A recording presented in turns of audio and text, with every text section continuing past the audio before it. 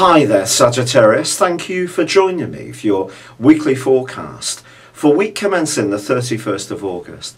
You love exploration, whether it's ideas or physically travelling.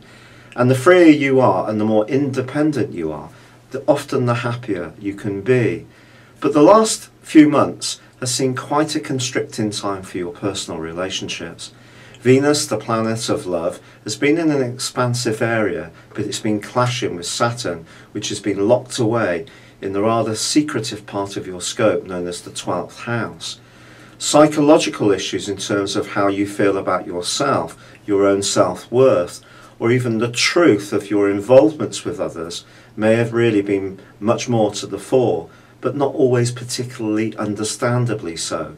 Perhaps its past legacies are having a major impact on how you relate to people in the here and now. Well, the great news is that Venus forges a wonderful alliance with Mars this week, and then on Sunday ends a retrograde which began on the 25th of July. And this is an opportunity for you now to feel a little freer and a little bit more on form in the way that you would normally expect. But the Sun and Jupiter have relocated to the top of your scope, and they're asking you to think more about the way you fit into the wider world.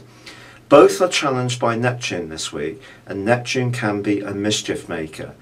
For some years now, she has been working her way through the part of your scope that's to do with your emotional life and where you live. There may have been some confusion, some misunderstandings, or even some things that have changed in a way that you could not possibly have foreseen. In a positive sense, you may have ended up in your dream home. In a more negative sense, there may have been some kind of involvement which left you feeling utterly drained and washed out. So this week, with Neptune in opposition to both the Sun and Jupiter, we just have to be conscious of what its impact is. The Sun and Jupiter are asking you to reach for the stars when it comes to your goals, especially around ambitions.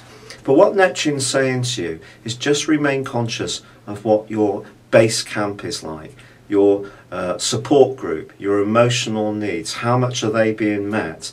If they're not met quite as supportively as you need, the big push you make towards some goals may fall over. So it is important not to be confused or to trick yourself into what the reality is around your emotional strengths or weaknesses.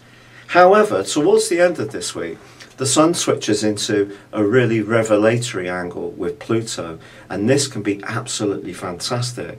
And as long as you do the prep earlier in the week and you are realistic, something can shape up which can see you taking a big step up. It may be in terms of your anticipation or desire to take on more responsibility. It could be that that's going to be physically played out and you get yourself a new job or some kind of promotion. But your ambitions, once they're clear and you're sure you can support them with that home or family or emotional foundation, well, really the sky truly is the limit.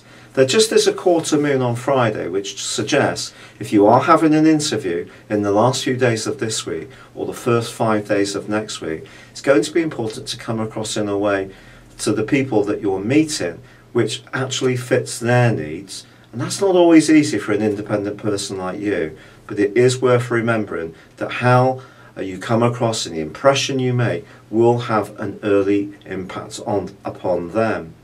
But with Mars and Venus combining this week, there could be a marvellous opportunity to connect with someone much more positively, romantically too. Seize the opportunity. Thank you for joining me. Good luck and goodbye for now.